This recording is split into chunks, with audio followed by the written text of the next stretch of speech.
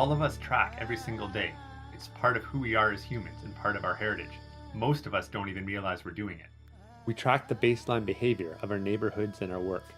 We track the body language of the people around us. We track world events in the news. And we track the tracks left behind by celebrities, politicians, and our family and friends. We track the stories of our heroes, of our ancestors, of our culture.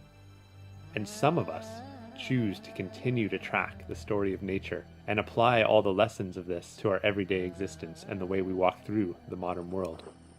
Reading tracks is about so much more than just looking at a footprint on the ground.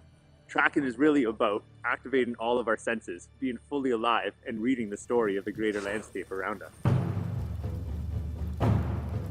So we start with looking at an individual track on the ground.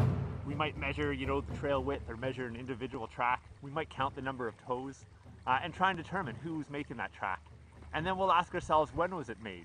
So we might need to look at the weather from the last couple of days. And then we go on to bigger questions like, what was that animal actually doing when it made that print? Was it moving fast or moving slow?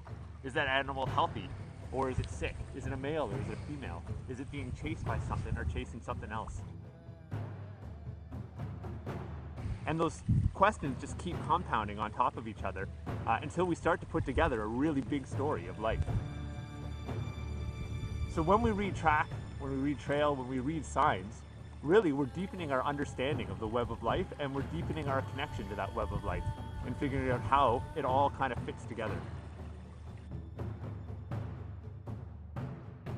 So I invite you to come join me on this journey.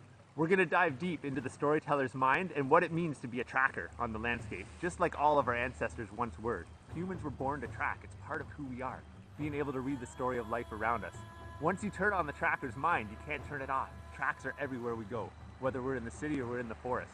So we're going to start right at the beginning, learning how to identify footprints, and we're going to just keep adding those layers to it, like I said.